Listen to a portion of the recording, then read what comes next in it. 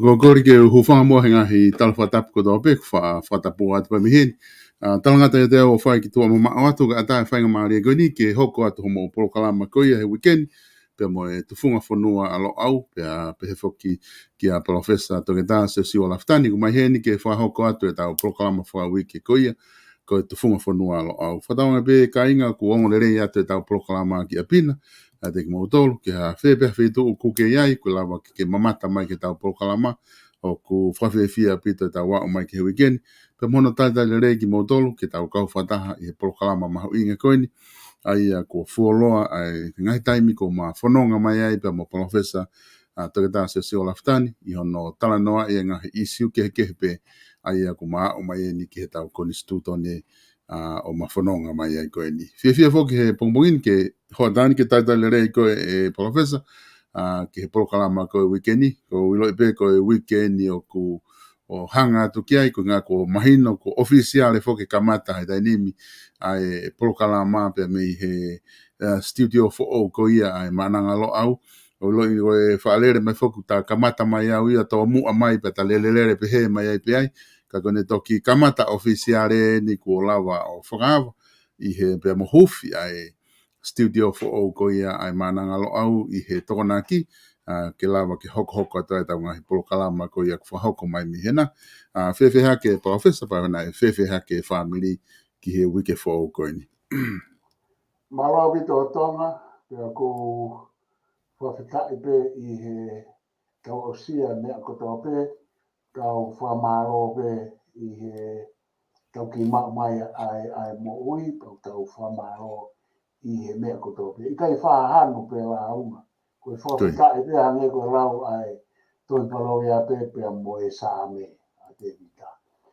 E tonga koe wike maho inga eni ke te au pia mo e wa alo au he ni pia mo e whamiri.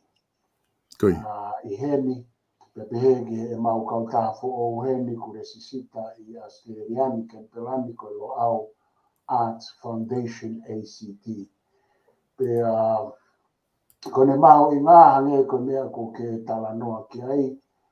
Nei lawa hono huufi ai ului maananga o e University lo au heni pe mo e lo au Arts Foundation ACT. Pe na lawa e toko naki, koe ko ha kātoanga whaafonua ia, e tonga ko e kātoanga i pe mo e whamiri mo e kaulo au koe ni matu fuke kaulo au o na me lahi ange ki tua mo tonga, e? Koi. Ka koe na u ai pe mo e mau komiti hen, i Kempelani ke whai pe ki maharari koe ni koe ku hanga peo whakahonga e ngā au me whai e ma whanau. Pia mo kau popo i Kempelani to koni mai po ate nau tolu i muri i he ngā hita whakeke whapanga whakanau ka koe ngā au e whakasino fisikare na e nai whakahoko e mata ahi leo tufunga taha e ma whanau mo luseane pia Shiara Esto pia koia na me whai ai renovation mo e wharerei ai wharemi ai ni o ko whamawhora atu ai, ko ui mananga ia, o whakahoko ai kono o lawa e lai peri pia mo e studio pe ko loki whamawhora media whaifio. Na maulawa re reo whakahoko na uhalahi apite tō na ki e tonga ki o whanau no pe, uhalahi apite na mau ai pe maki mo ki parepare i tua, ma tolu he uha, na mau alu uha i pe e hufa. Koe lahi koe uha na e ose mau fia o pita whanau au ke whamangapuna. Nau fia pe na nau kau katoa pe to e fo i whao pe mo to e papa e whae ngā ue. I hono tataki e Shiara pe mo e whanau fok whai mai pe me e poate tataki mai professor ino fotua kau. Tataki mai e matamasi o Kuisene, a Luciane ko Leon Esto, pe mo e wa ngā au e pe eni o e lo au me lo Arts Foundation, pe ose ange, ku hange koe lau koe ai kaulanga whare lo tūtonga, koe ke ha mo ua, Koi. Mea maho ka mo na mana fetu ko ka sponsor pe mo e favore pe alo au o sa nge ku mau kamata le ka ka mo ua ke turi hol ma to hata pe lava le pe lava ko fa tatau ki o mau i ni pe na fia pe mau fa ko u hala hi to mau ko mau foki ki o ma fare o mau ke mau me toko ni na le lava ne ste pe mau ki ma ki ka fu la he ua mau alo fa o sia ke mau talunga fa mo fa tonga mau talunga te he ua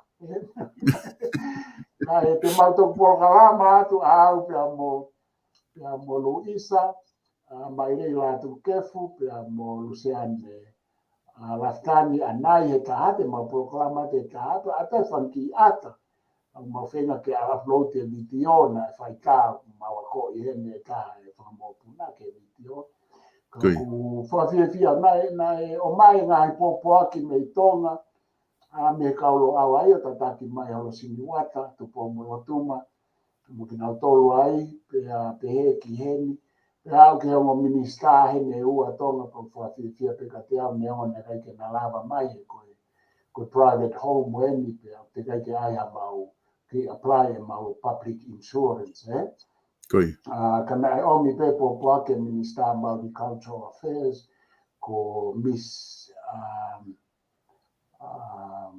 Tara Jenny pe mo Minister o mau disability mo housing ko ni fia pe tatake na o ko ni ko Miss Emma Davidson na omi na po ake ofa lo mo na tala mo no mai po fia da te au ko fia te mo lo awa foundation pe mo lo awa university ka ono fanga lo fo atonga o ku mau fia lai pe whawhetai pe koe ni e kamata atu ano lele e atu ai ngai studio anai ono atu ai hulu e te prokarama pe a hoko ata pe koe no ko hua pe ai ko i studio e ka mini ka ku lai ki paraparema koe ke hua atu ki ho studio pa koe no ko hua tu pe ko to hua tu pe no to studio he o fu po koe ne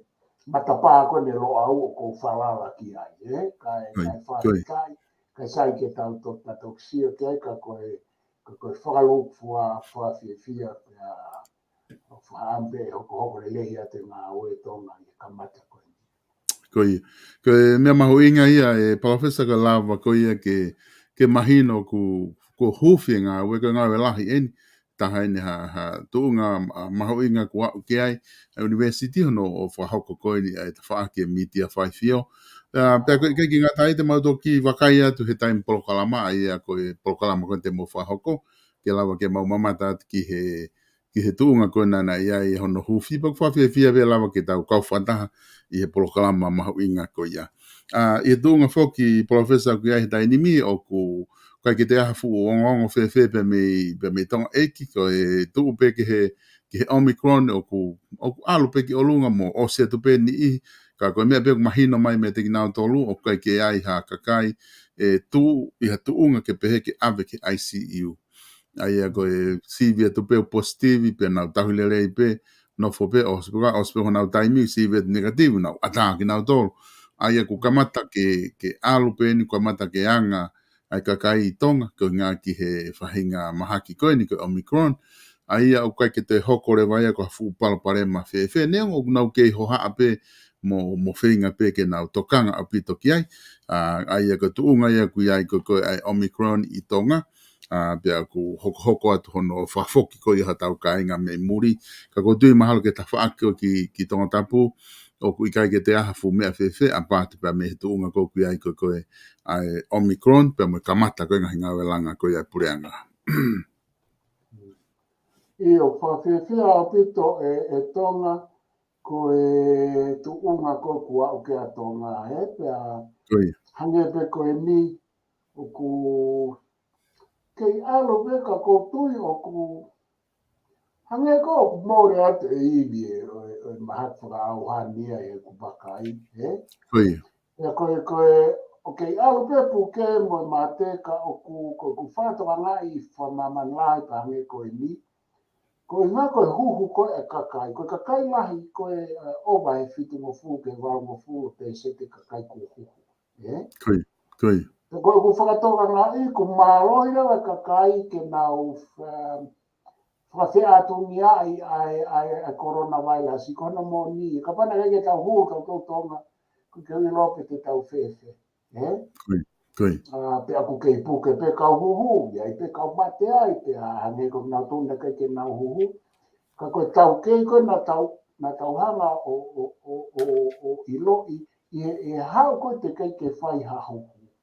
E whakairiki au pito e puke ia mo mate mo whaingataa ia ka kai te manau puke. Hange ko ku wakai ki tonga, munu ia tonga koe toko lahi ko pesek lahi nai huhu. O na o huhu, o huhu pusta. Tau tau wakai ki ai, o kou wakai tonga maharope e malawa ke uhala. Ka koneka te au o ku holo e iwi e me ani whakataha he tau huhu. Pea whakataha pe mo lahi pe alu ai vai lasi ia ko i ngā whoki. He kaikia na tula vai lasi ia e mālohi ai pe ka pau te me alu mutation e ko whairea liriu. I he tau kei ana tula mo tau kei whakau. Ka mea tau liriu wawe pe e alu pe o holo no mālohi pe koe hawhai na mea koe. He ko ngā waka pau he kai ke holo, ko mea ko ia o ku tupu o ku tae ngata. Pea e alu ia toi malo, pa koe ke iwe pa ko no iwi e ke i hao mei whi. Mantui ko ne kamata pe me whi tu e ta. Ko ne whanau mai mei sia ina.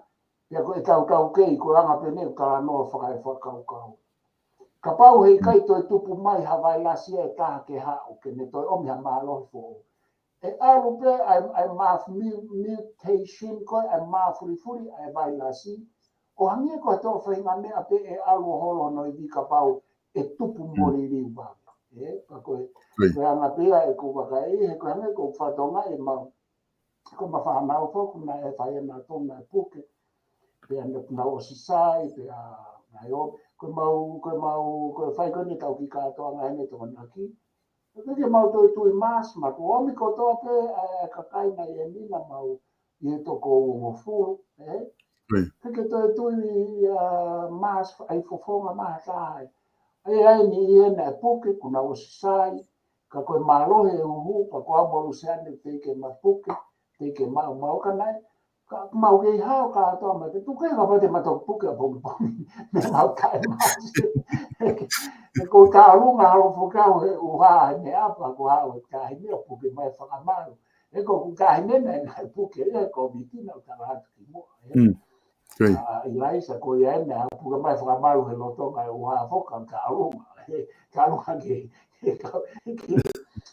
ke mau kau whai ka atoa mai, ka koe anga e koe wakai pa ku whawhiwhia pe e kua waki tonga o ku hanga e koe o ku holo i whenea.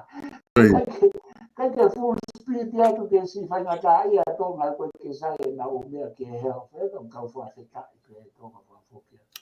Mon lahi apito professor ko tuunga ia tawongo i pe tatole tainimi ku hange pe ka holo pe ai mālohi a koe ne o e vailasi koe ni. O hangi ka lau kou whaata mai he kautoke tā e alo pe taimi te tau treat pe tau toluia ai COVID-19 mo Omicron po hae whainga whotunga kwa wai. E treat pe hangi ha flu. Ko ki flu pe kwa wa o mai ka ki tau tolu. Ko serve pe hinga hi ongongo me Amerika ku. O koe ke te tui mas na toko sto na tole na mas ko ngā kuna o whalala pe ke huhu pe taktaha toka ngā i pe hono sino mo ene mo ilele ki hono malu i ia. Ai a ko matoleni nusilani ke i tupu apito pe a lahi ia he aho kotoa alo pe ki olunga ka koe ke te hange ia hafu mea whewhe ke hange ke taimi na ula ki lockdown ia ko COVID-19 iri fia ka kai mo me ako ko ki whe alo atu ke he whare kolo aku te tau mai ko pau ke whano ma kau ko ngā koe ke where na fu matu aki tokanga apito ka kai ia ke make sure ke he kai ke te hau mo ia na whai ku mate a taha pe te fo ke ilo ia ku hano fai to o mga mea pehe. Ko aho ni ku sio kia i o ku fai pe tala noa kia i ka ku fia maari e ka kai ku na wongo i pe koe ke te fu hoko koe ke te fu fai fia fe. Ko ku mahalo mai ku mai ya. Fia pe ai tonga e, fia ka whawhita, he ku nā tau ke i ai o maha ki whakaaua ki mua, maha ki whakaaua whamamanai e tonga.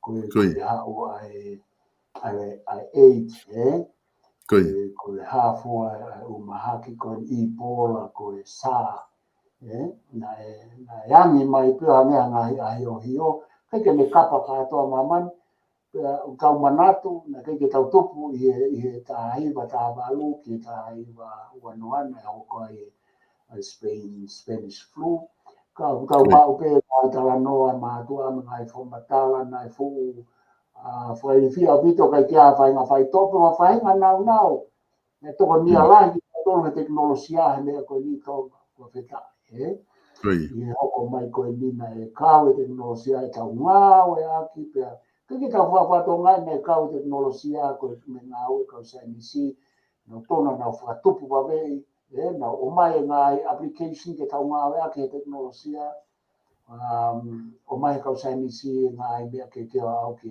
ngai ho ke ko ni o ka o fa maro pe ka mo ia la ka to ia e ko ko ni ta manatu ke ngai mak fa o ai plate na o ko Europe ki mo at ka ku fa fi pe ku ka o lava o cope ta lava pe o fe a ta lava matakari e toma ko me pe ko ki fi lava ya tu ko tau sen ka ko ni na ro ke o ya ta ni na ko ke u ilo na ko sanga ai tu ki mo ko sen ka fo ko ni tonga ko ni tau moa ke whakalere atu me ai ngā i porokarama ako online ko e lo au I ene kupenga o pe ene website. Koi. I kai ngata ai ka ku maunga au atu ke whai ai whai porusi pe me heni, ai publication me heni, ai ngāhi tohi, ia whainga mara e peo e ako o kia whainga taranoa kia mou ia tamo e afua. Pea publication ya tu pea ngai audio ngai programa ko ngai programa wa o ki video pea I kai ngata ai ka ko falera ko ai ka programa multimedia ai ni fai ka to a tu me hen pea tu fo ke to mau to nga o ke performing arts apart from visual arts pea more filming ka koe ako ai whai wā, koe ako ai ko mea koe e whakarere ni koe ako e whaiwa, koe ako e ngai tu funga ni ima ngai ni mamea. Pe whai mau exhibition mo u theatre concept. Na mau whai pe mea koe aki mua pa matoki omu se ani ki tonga. I he kaupana e Uiko Pacific Island Youth Network na mau whakarere heni na tataki pe. Pe mo Phoenix Performing Arts of Moana. Ai na mau whawhai o theatre concept whaiwara la ka koe anga ia koe ai whakaukau ki pēa pa mono puke mai hange koe tau mea koe storytelling o ko hanga ui koe vā tala noa. Te ongi ai kakai o tatala I me tala noa. Ngai na mau kamata pe he whiawhi tonga o se mau mea tokoni he uwhina mau kamata ai storytelling. Tata ai me tala noa ke mea ke mau tala noa ai nei. Mea nei hoko ke me mo ui. Mau ai whai ai e wha mau. Iai e tua taha e mai nei tolu. Te mau whataha mai ki heni pe kua wheitu ka pau e whumu moko. O omui o tataha lau ha mau na ne whai. O tataha ai ne storytelling. O mi hataha na ne whai o ne tohi ki hau ta rea ki hene tohi. Tua taha e mai nei tolu ko tua pete mau whakahoko e o wau ko ia. Te mau whenua ke ai mau konsepti tua taha. E whaiwa, mahana tō kamata tau who'o e a ko ia te kau whaiwa e taun. Pea I kai ngai ka ai koe mau exhibition, koe whaari ai u tā wari mua o mea pe tā tongi tongi puka u whaika, koe filming ai mea. I maunga I mai po kalama ko anga pe ki whaka lika atu tonga ai umea ma whaamu pe aku te wat ke whaau ke sentan ka whaafoke at mao.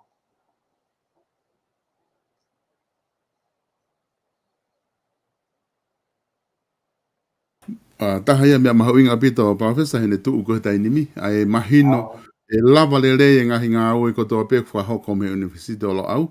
O whahoko me whi ngā au e koe ni ku lava ke whahoko koe ni pia whaawa. Ku he toko ni lahi a pito ia ke hoko atu pia mo kakai koe ia kuna loto ke nau whekumi. Ke he ngahi ilo whaata mai he ngahi tapa ke pe ku lava le rei me he University pia me he studio go ni ko whaawa o whahoko me ai pe me library pe me hafua ngahi mea kotoa e lava whahoko katoa ia pe me he University alo au. Professor ko e tu ko ki he na tangata I he wiko o si he tatala noa ko ia I he tau konistutone I he kupu ko ni valutolu pi aia ko e Exen Sansela ai ko kupu ko na tanga na tangata I he tatala noa ko wiko o si ka koutuku atu ke tahoko atu ai ku tahoko atu e ni ki he penolo ke kupu valutolu si. Malo pito tonga ko valutolu si ko ului tohi ko penolo ke ngahi whakanofo mo e tuuni whakamao. Penolo ke ngahi whakanofo mo e tuuni whakamao. Ai ko e mamea mahui ngā ia e ua I he ului tohi ko ni. Ko e penolo ko hafo I kupu o akau taukei he umala e lao. Koi. Ki ngāi whakanofo, ki ano whakanofo a kau whamau mo ngāi whatongia e whamau ngā, pia moe ngāi tuuni whamau. Whai kātoa pe ia I he whamau anga. I he penolo, I he sansela, I he tui whamau lahi, pia moe kau whamau. Ko he wautoro si ko ngā uaki. O whakatuhemi ai penolo ki ngāi whakanofo mo he tuuni whakamau, aia ko komiti ai whakataha toko ni o ku kauki ai. Mahui ngā hoki to ai fo I whakarea koe ni tonga. Koi. Toi mahino ange heni koe penolo ko ha komiti ai whakataha toko ni. Koi. Aia koe penolo kai ko ha komiti tau ataina ai whakamau a ngā ia te ia e tui whakamau lahi. Ka koe penolo hange koe talanoa ki e Sansela. O whakamahino maheni o kunau hai ki nau tolu I he komiti ai whakata, I he malumalu e whakata toko ni. He koe uhinga he ku whiria nau tolu ni ai e whakata toko ni mo tu I e kumau ni e tatalanoa. Koi. Koi. Kata hoko atu. O ku kau ki ai eiki Sansela. Soan, ai a kua pau ke sea. Eiki Sansela aina kata anoa ki ai, kua pau ke kau ke penolo, pia koia o ku sea. Ka ke ngata hene ai eiki Sansela, fai whatongia koia, ka koia e toi sea. Koi. Ai koe o mea e ni na ta ki lawe ki ai e wiko o si, pe o ku ikai ke whepake whatongia eiki Sansela pe a toi sea. Koi. Fomeni pe ia pa toi hao pe ia o toi pure lahi I he komiti management. Koi. Ko hange ko ai mea ia ne asmai. Hange ai penoloia ha management committee. Ha task force. Okay. O ku kau ki ai e Sansela ai a ko pau ko se ai. Ai e ki whamau lahi. Kau ke ai aten seniare, kau e ki lao, ai a koe ni I, o ku tau kei he lao ko whakanofo, e tu I me he taimi ki he taimi. Mahino au pito pe whahinga ia koe ni kou whanofo e tu I, o nau kau atu ki ai, ka koe toko tolu ta pau, ko eik Sansela, eik whamau lahi mo e aten seniare. Koi. E tonga koe ki mua na eik whamau lahi pe. Koi. Ko tala noa ki he whamau anga. La haurewa o iai ai attention yare. Na hau whakataha attention yare mo eik wha maulahi. La haurewa tānaki mai kia eik sansela mo e pēnoro. Koe. Koe foi tuku kehe ai kau eiki lao koe no kulau I lalo I e konga ti. Koe ABC, koe ABC foi tolu koia ai kau maulakanga koia. Koe ma olunga tahaya I he mea koe lao I e tu hafonua. Oku ma opo ai e tu a whamau anga I he me asi koe ni mo talanua koe. Koe kau tumutumu ia o ilo poto mo tauke I he mea koe lao a foi toko tolu koe na. Eik sansela, eik whamau lahi, attention iare, o kunau I loto he pēnolo. Koe no mahu inga e nau e foi ko mi e pēnolo ia I he me asi mai ka whake tāka te au tonga. Koe. Koe foi ko miti o kunau kau ki ai nau tolu koe no kui loto e whamau anga. Ke mawahe ia me he whakamau lahi mo e whamau anga mo kau e whamau. Aia I e tawhaaki ko ia o kuto e kau pe ia ki e vahe o e whatongia. Ko delegation of applications. Pe toki kau lewa ai kau eiki I e u tawhaaki o lao.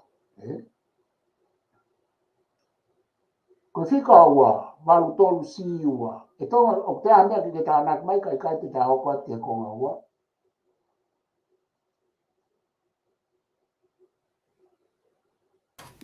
Sa ki ta hoko te pita wā, Professor. Ia, wako, ok, maro.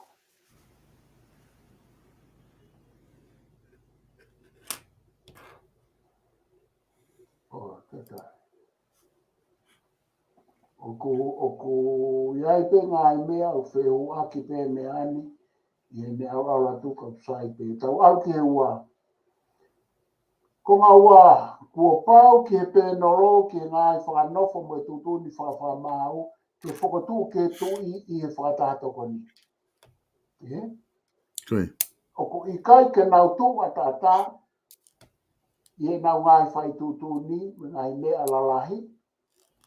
He ko pēnoro ki nau tolu ai tui mo e whakatahatoko ni. Ko hunga koe nau rawai e tonga o maari ai e fwoi whaunga he kuiai e uma whai e tui me lava I he whakatahatoko ni. Ke whai e o mea koe. Koe. He ko hange koe no whakatūtū he tui e me kamata mea tupou nima. Ko hala. Na keke fualu pe hei I a tau whaau tupou wha. Ka ko saus tupou nima, na ni hanga whakawa e mai e u whakaukau whakalao. Te hau rewa koni kia tupou ono. Oku toe ta'o atu. Aho no, koe whi whakaukau oku pe he I anga I wakai. Tupunga koe he alu ke tukutuku atu ai konga o uma whai whakai hau, whakalere whanua ki e kapineti mo pare mia tonga. Ke mahino pe whare are a koe whare pe iau tu. Koe ngai fwoi liriu koe nei whai. Toi whakamalo hi rewa I he tawhaaki koe ni ia ai whakamau anga. O ikai koe whakamau anga ia te ia. Ka koha pēnoro I he loto whamau anga me he tu I mo e whatatoko. Koe. E marawa rewa uhinga ua ai fwoi whotu koe ni. Ua ki ke whakawheke ai māwange ai ngā ue e whamau anga pia mo e tu ai lao ke whonua. Ua kia. Koe ua tonga. Oku marawa pe ke tau pehe ko no toi whakamalo he tu ia I he whakamoe whatatoko ni pe I he whatatoko ni. Hono poko honau mawhai ki he whakamau anga e nau o atu e nau pēno koe kakai ko nau whiri mei loto pēha. Koe. Ke uhi ngai ua o ko wakaike. Ka taho koe. Ko pau ki he pēnolo ke ngai whakanofo mo e tūtūni whakamau ke whakatū ke tu I he whakatatoko ni. ke nau tau atai na na to ko te ame te nau fai de ongo ai e sansela NSA ka ko NSA na ia ko ka puni pe ai no fo anga ko ia pe ko mea anga ko ia i au fanga tuku o ku ave pe ia ke tu i mo fata to ko Koi. e malawa nai ke i poine ua nau kara noa ke poine whakausi e malawa ke tau pe he ko a ua tuia e tu i moe whatato ko ni ki he whamau a ngā ke nau hanga o siofi mai me ia i e whonua mo e kabineti mo e wharearea mo e wharere whonua e malawa ko e anga ngā whehu i tō ka tau hao ko ua ei pe nolo ei ahono ko pau ke nau whahake tu i mo whatato ko ni ngā he mea koe ahono whakanofo ai mi ihi o ku mātua ki tau kei ki he whakamau anga. Aia te nau sibi, pe te awo sibi he tu i mo whatato ko ni tato ki au. Pea koha eiksen se la, pea kiha toe la kanga ke he angi o whinangalo ki ai reki. Koe toi tāna ke mai po ini ei, mahino pe whiri ate o mea koe. Pea e toe iai mo tau ata aina tu i ke ne whiri mai, hato e lakanga aku ne whinangalo kia. Koi. Ai ako ngahi mea koe, nika whukotutu ia e tu i. Whawa e mai mea tupo, ni mahau te tupo ono e ai e tēno. Koe pi, ko hono whakamau i o kau me nipa o e whakamau anga. So, koe ni ngai patungia mahu inga au pito. Hono whakamau i o kau me nipa o e whakamau anga, whaia e tēno. Kono whamaroro i kau me nipo e whamauanga ki a tōnga kovi, i ngā aue mātua ki hala, e koha tautou mau i o e tūtūni whakaunganga whakamau. Mau inga pito. Te aere waha no uata tonga uasi mai, mau inga tēnoro. He koe nau whaingata a ki he kau whamau lahi mo, e whamau lahi mo kau whamau ke nau whamau, ko hete ni whamau i ki nau tole nau ngai tōno no i loto pe i tu ai whono. Koi. Ia foi ata ko ia oku ia no mahu inga ai ko check and balance e pe noro as for ek for maurai mo for mauanga. He kui kai a watu hama whai e tu a whare area me kabineti ki ai ko uhi ko ia ko uhi ko e separation of powers. Ki whato ngai to. Koi. Tika si ko leta si ko hono whakamāloro o kau me nipa e whamauanga ke to o ia ko si tonga kau mātua ki hala pe koa tautou mau o tūtūni whaunga ia. Ti, koe wāhenga mo e wāha taimi ngā ue e kau me nipa o whamauanga ia. Mahina pe koe management committee, koe committee, koe operational committee. I, koe whakotū, tuu wāhenga mārolo whamauanga. Ko haina me whae u whatongi, nei u whatongia whokia hengi nei kei ke whaia ki mua e tonga. Koi. Pene whae mai pēia me ofise pare mia. Koi. E koe attention ni are. Nei kei ke whiunga e attention. Attention ni are e au nofo me whamama whaa nai a ki ka ngāo whapure a ngā pēa moe sio ke ngai mea whare are a mo kabineti whare whara. Kei ke whiunga ia, e whatongia ko ia ke te hao whai whatongia ko ni. Ia ka whaketa. Ko ewa, ko atūtūni whakaunganga whakawhamau, mahina pe, chi, hono whakanofo o e kau whamau tokoni. Assessors, ki e kau whamau tokoni ko whotu o e whamau anga whonua. Mahina pe, tawao mai ke konga tolu ke whaoski ai ka tukua tonga na kua meo ke tohake. Kua pau ko e tokolahi, kai lava ha whakataha i e whakataha e pe noro ki ngai whanofo. Mo tutuni whamarau ko e tokotolo. Eo koe ke uilo whoke au e tai minto toko whiha pe noro ka kutara mai en ko e tokotolo o whima o ki ai ki a kōrom ke nau whaitaha. Koi. Aia, ko tokotolo ko e aia ko e iksansela, pe ko e taha ko whanofo ke hoko ko e iksansela whakataini. Taha i e whamaulahi, aia ko mai a tāme whamarau, pe ko e atensi meare, Ya ko to ta ko whanau ke hoko ka atensia ya ikai to si hi fo i e lao e ta. Aia ko e anga na ne tu ko to tolu ko mahino ya mo e la e ta ko ta fo ta ini he mo patumia ko. Aia ko oromia pe ko ngofu ya ko ke fa ta te no. Mea mau inga ko foi to tolu ko na me ko kla ya ni nai.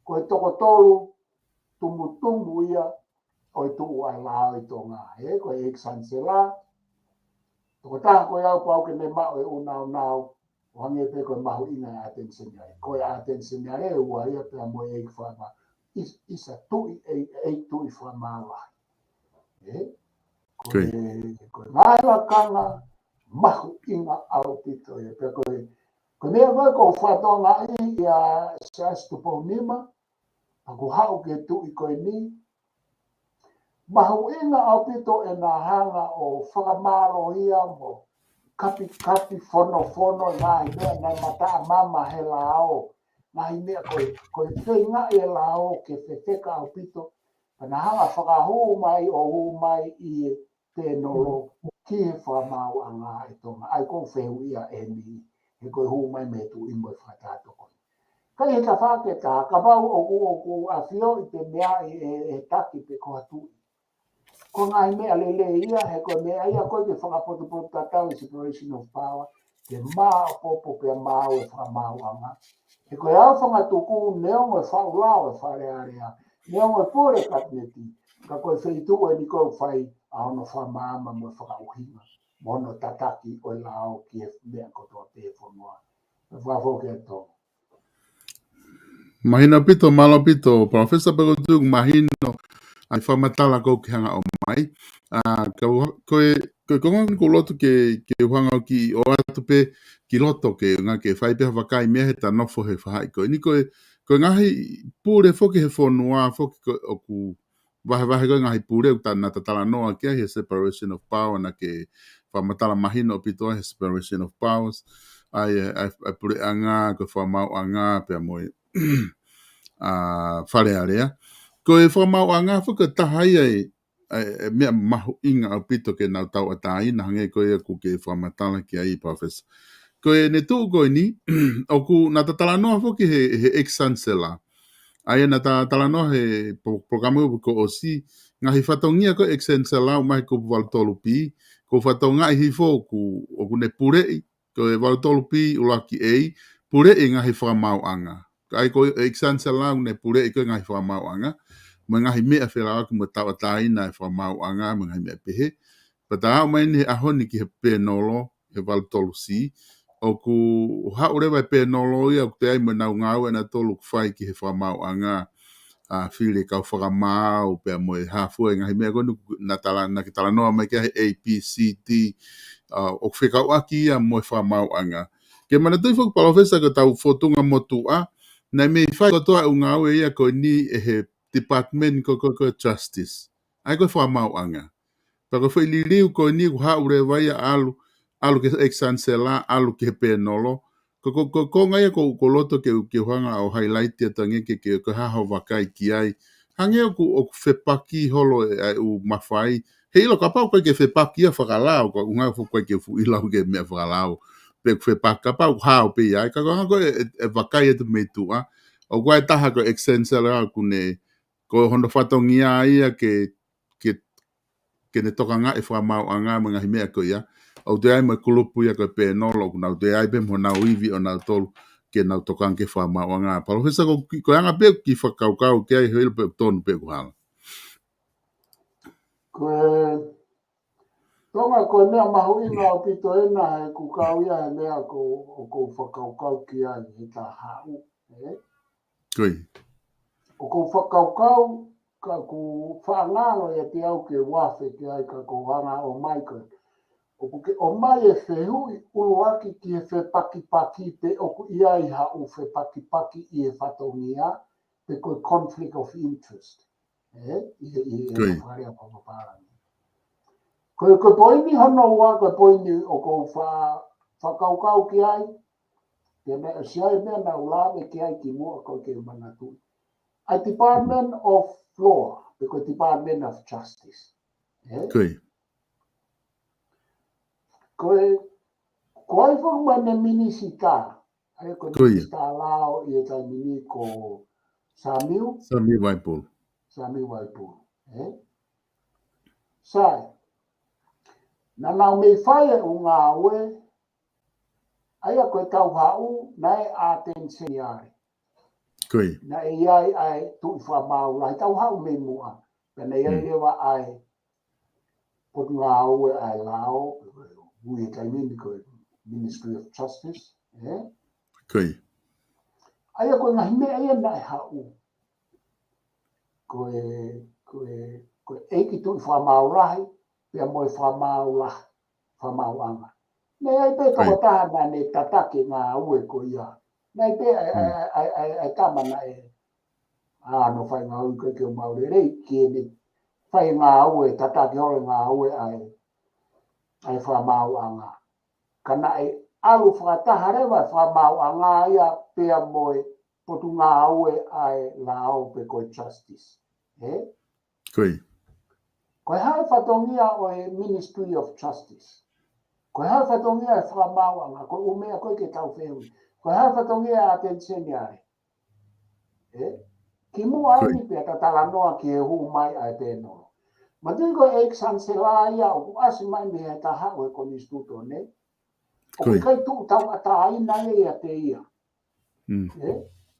Aia ko kuhi ngā, o ku kai whai whatongia toko taha ia, o ku whai whatongia ia mo e pēnoro. Koe u whatongia koe o attention o ex-chancellor, koe u whatongia ia I he pēnoro. Hange pē koe u mea koe ki he tui I he whatato koe. He koe kai ke, he ko tala koe hono whatongia na ta o sisio ki hono whatongia. Koe tala koe hono whatongia o skapa hoko ma koe pēnoro, o tala mai rewa he pēnoro ia hono whatongia, koe whatongia pēa koe na tala ki ex-chancellor na ta mai. Koe ka ki tuku e pēnoro mea ex-chancellor ka ta whokia. Sai koe hae whatongia o Ministry of Justice I he tau hau. Koe hae nau whatongia. Koe nau whatongia nau tō koe nau nofo koe nau pehe mo a tensiona. Koe nau nofo o whakauhinga I o mea I he whakalao e pureanga. Koe nau whatongia I e taha o department. Pea nau nofo sio ke o mea whakalao ke o potu ngā ue. Pea mo o mea ki he whonua. Koe hange koe niko manatu ia koe he ku tohi ki e Kalonikarina ta ofi. Marohi mai whelawa ke te mokalati e walungo furupe ta ofi pau tohi atu kia tui soso kia paua a manu atu o eke te paneu ta ofi ai mei hen.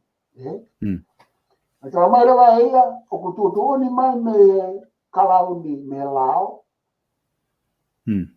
E kai ke pulusi ka orewa ko oange ha whakamooni ki he kala noa koe. Sio ke ko poinia. U whatongia ia koe o Ministry of Justice.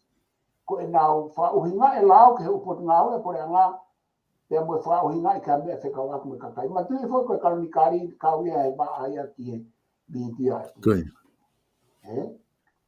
Aia pia whewhere wa whamau anga e tui whamau. Nā wafu nau tōre he o mea whakahoponga. Kena iai te kau tamana nau whakarere a e mini loto.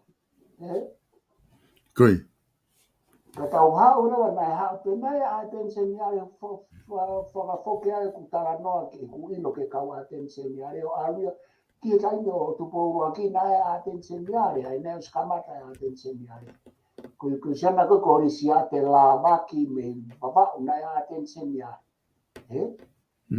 Ku maui e taha. Kau la waki koe ni koe nau kui koe a tensioniare. Ia tupou hao kia tupou a pena I tō kamata I tupou ua ka koe a tensioniare kia tupou ua. Koe pa whatonga I ko tātā noa pe he tonga ke mau inga. A mea koe ni. E koe whatonga ai tuku whanua I pou ono e tonga. Ko tupou loaki mo I kau whamau mo I kau loe a tonga. Pa neongo kong tala noa ke sa tupou nima, pea mo tupo wono na whamalohi I mea ke lao. Ka nai whakawai, whakakaukau e maho inga lao mea tau whahau tupo. Waki he koia pe. Na niki ni wate, ia mana e whai te kau e tahai, ka nei, tike a te aha kautaki lotu ai pe wakau misinari. Koe fwoi toko nima, kau loea, na whakamahau, lahi o ao koe, a whikau tonga katoa. Na ne whiri kau tonga, ne kake kau waha pālani. Kake kau waha pālani, kake kau misinari, he koe tua kau waha hau, ke ea whatuko e ume a o whai te e tonga. Na uslave ake. Uingana na e siasa tonga, uingana ni ai korisi tonga ke tonga nia. Koe ai koe mea. Koe uhinga ke iai e whakakaukau ke toi maawange, te koe ngahi whakaukau koe nau ai atu, pe koe ai ke hu mai atu I ia mo whatato koe ni, o hu mai ki loto e whamawanga, koe uhinga. Pe kono ai, koe uhinga, he wikai ke maau e fwoi whakare. Pe ai ke mawahe me mawhai, pure o eiki tu I whamau lai. E sio ke mea koe ni tonga. Na e uhinga ke ua toi kau mai eiki tu I whamau lahi. Sa, kai whiri rewa e sansela ke sea, a ke pure, ke fōmeni. Toi ai ke sea. O mai rewa ai eiki tu I whamau lahi ki ai. O mai moe a tenseni are. Aia koe a tenseni are koe hae ne whatongia. Koe au whai whare I whakamui mui taha I tu a I he tawha aki o te Ministry of Justice. Koe mea whakalau koe whare are a mo ne a o ku ave ki he Ministry of Justice e tonga. Koe kabineti o ku ave ke nau cheki mai o mea whakalau. Te ka paure o koe ha mea o ku whihi ai o ku ave rewa ki he a tenseni are. Kou kata anoa ke hanga e whea ake o umea. Ave rewa ki he a tenseni are. Aia koe kutala noa ini ke u whatongia I tua. Kai whee whakamauanga. Koe whakamauanga ai o koe ke ave nau tonu e ke Ministry of Justice. Ke whee paki ai he koe hinga koe Ministry of Justice o ku kawia ho nau taki ke kabineti e tonga. Whatonga e separation of powers. Aia he kai rewa ke o mai e Ministry of Justice ke whatahai mo whamauanga he koe maumauia e kabineti koe nisini pure e. Aia kua rewa uhinga ia ai ke ai hape nolo ke ai fo itimi ke. Ko mea koe ko whiela e whao se tau ke ai ke kai whakafoke. Koe hame au toi o mai ai e ki tui whamau rahi ke kau he pē nolo. Ka pau koe uhinga o e pē nolo ke ne toka ngai ai whamau anga o au ke e whamau rahi. Koe hame au atu ai a tenseni are ke kau he pē nolo. Koe ku uwhehu ia. Koe ha. He koe atenseni are o tu mawahe ki tua me whamau anga. Te kono whatongia anai koe whai whare ia ke kabineti. Moe whare area. Pea. Moha mea au ku hoko I ngā au e whapure anga. O kui kai ke nau lawa e Ministry of Justice ke nau lawa te teki. Koe hame o mai a atenseni are mo e whamau rahi ki ai. Kai to toni ke tuku nau ai tua. Tuku nau ai tua ke tawa taina whatongia te nolo. O mai te ai, whiri mai te kau e ki lao maa o lunga e whonua. Ke nau o mai o nau ngā au e mo exensila. Koe hae whatongia exensila. Koe nau usi ai mai. Ka koe hane o to ai exensila ke kau he kau whama e whamau. Ka hane o he kutala mai he kalere mai he wiko o si o. Koe malama peke ai exensila ai ke au o e whama. Ka tau pēia tonga koe conflict of interest, ka tau pēia mano toi o me eik whamau ai. Koe kau kama koe ke nau hanga si ofi ngā aue ai eik tui whamau ai, me whamau ngā me kau eik whamau. Koe nia ku toi ai te ai eik senselaia ke toi lava pēia au eik whamau ai. Koe tu ia e la. Isi ke hu conflict of interest koe, ke paki e la, contradiction. Hame o mai eik tui whamau ai, ke kau he pēnolo. Kuange pēnolo he ko pēnolo nau sivi e ki tui whamau ahi me kau whamau te moi whamau anga. Ko hame umai ai nau tō ke nau tō kau ke nau make decision pe nau tō uia ai. Kia ki nau tō.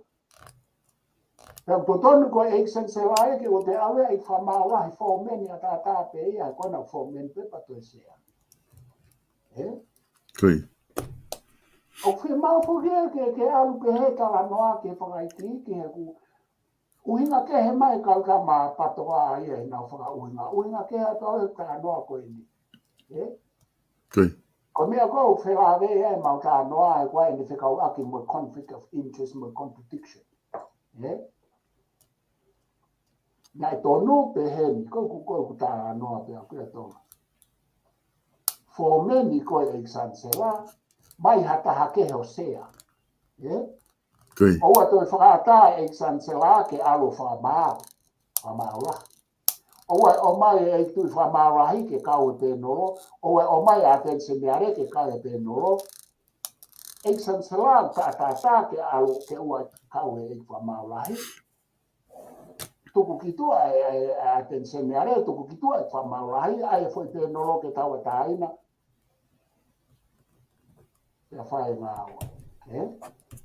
Koi. Koe anga te ka naki a ako e tatara ngā mai. Koe whapoke a tonga maro. Moani a pito ai whatara noa fuko ia. Pena e toki hoko ni mai ki muini ai whakau. Ai aku mahino pe he tala noa koni ku ta whahoko whakalao pe ia. Ai a whoki koe ex-chancellor whoki leo koku ne lotonga i tonga ai tama koe whakao si a whiaki. Ai ana ne toi hoko pe ia, fotu pe ia, ke hoko ko e whamau lahi leo. He taimi koe na i murini ai whamau lahi i he COVID. Ai a koe konga ia hono whakahoko koe whi konga koe ia, au ku tā tala noa ki. Ai ka i he taimi ta tau pe o ku aspe whoki he konstituto ne neongo o ku point out atu he proklama ke whahaku o ku whepaki ngahi mea pehe. Kaku hinga ka nai tok hoko ni ai mea koe ai tonga professor a pak tau si o lewa ki ai ke ngahi konga ia ai ko ngahi konga ia ku o toton ke whahanga au e ki ai he tau konstituto ne ke whahano kapi ke mapuni lele ko ngā ke hoko atu i he anga koe tau wakai atu ki ai i he tawhaaki ko ia ai a koe tawhaaki foki ki he pēnolo o tokotolu ai na ko ke tala mai neongo ki ostuhu i mai ko hai to ki tu amo hai ke tuku pe loto ka ku iai a exansala ko e tui fo maulahi ko e mo to taha ko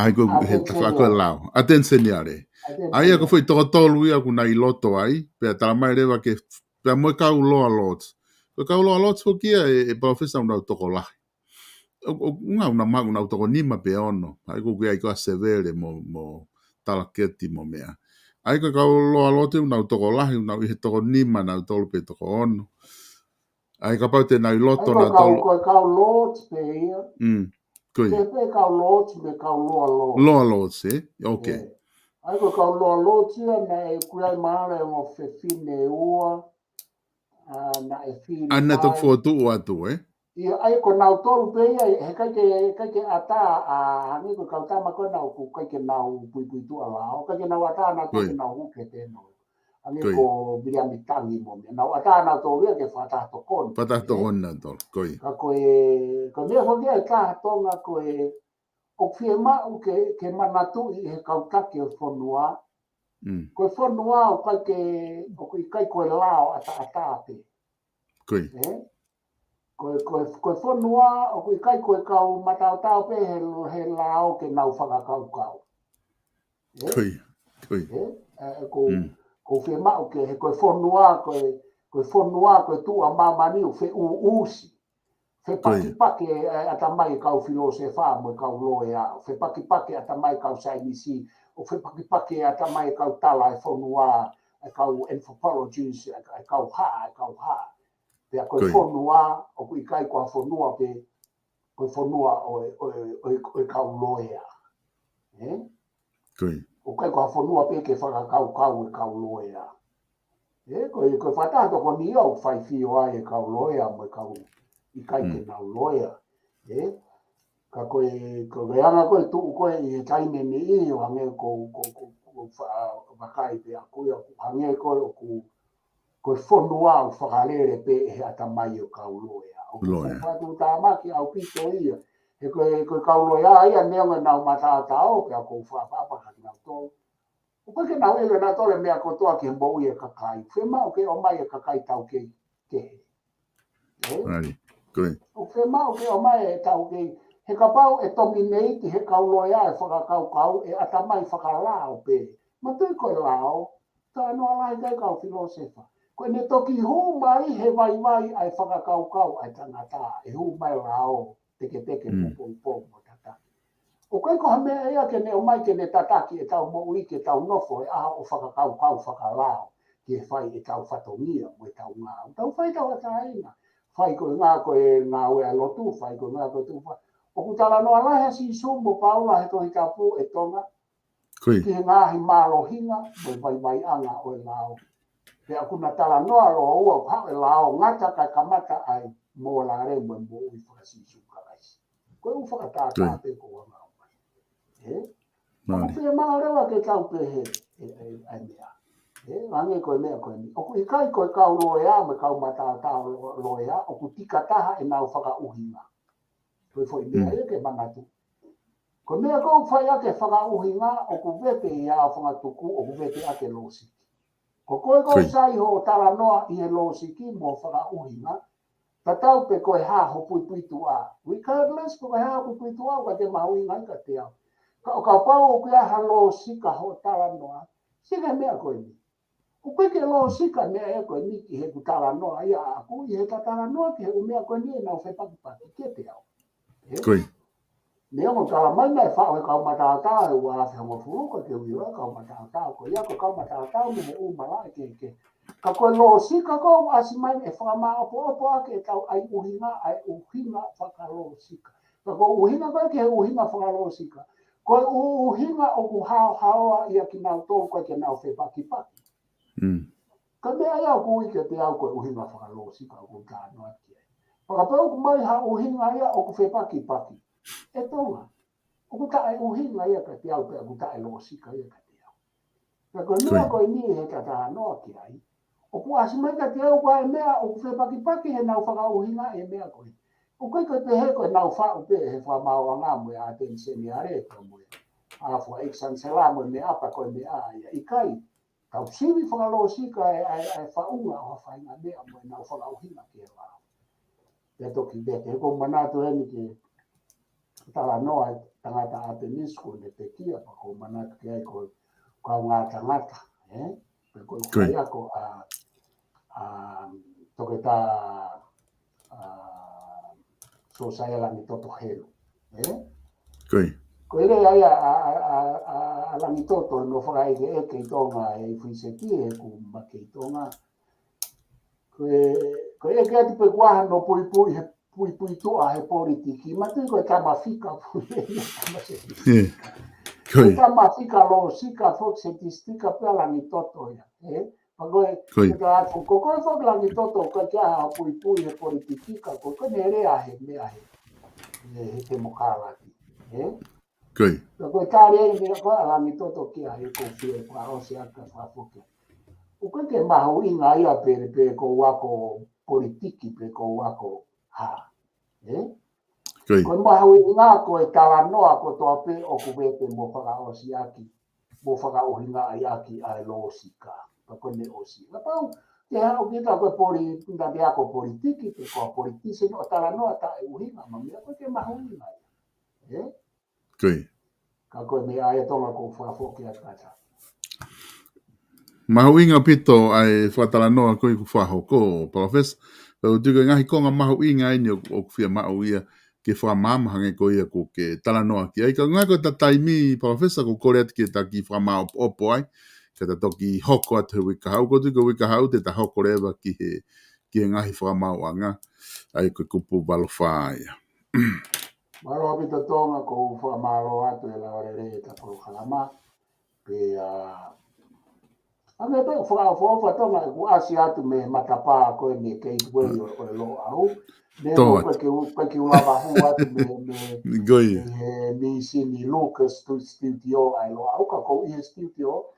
ka ko pe he ka pa pe e ku to fai e kura no ko pe ka pa he ka ke la la hu atu e ku mi si ni ki ho mi si ni ku la ma pe hu atu pe he aku pe fa mata ma pa ra ya ta te ko e la va re ta ko ka ma ko o fa ta te mo to ko to pe mo me mai ka ta ko ho ko te hui ka ha malo malo pito professor fa malo la ya tu e lava ta proklama ta to ki wakai I he wiki ka hau mo mau tok mamata tu he proklama ko e fa hoko mai I he taha ki moto ma ka tolu ya mau tolu heni ki he konga ko na hofi o e tau studio ka ta tok filong wa ke wiki hau o fatu okay o la ya yeah malo pito kainga ko lava e tau proklama ko e ahoni pe mo e tufunga fonua lo au professor to ta se si olaftani ai kuma hen ke hoko te tau talanoa ko he tau konstituto ne mo lo pe ko fu konstituto ne lo au pito kuma feinga pe ke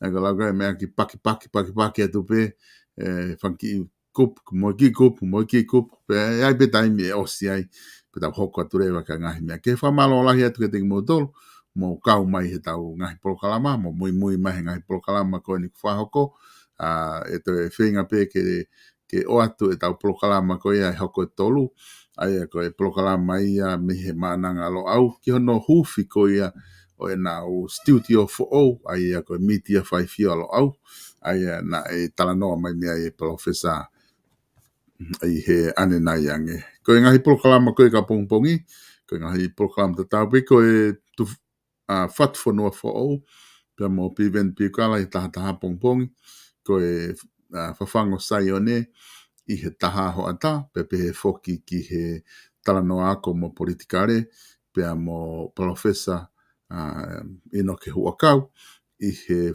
wha fiafi ega proklama ia ki a pongpongi, a wha malo la hea to mo mea mai ka mo mea tato ki whelongo ake.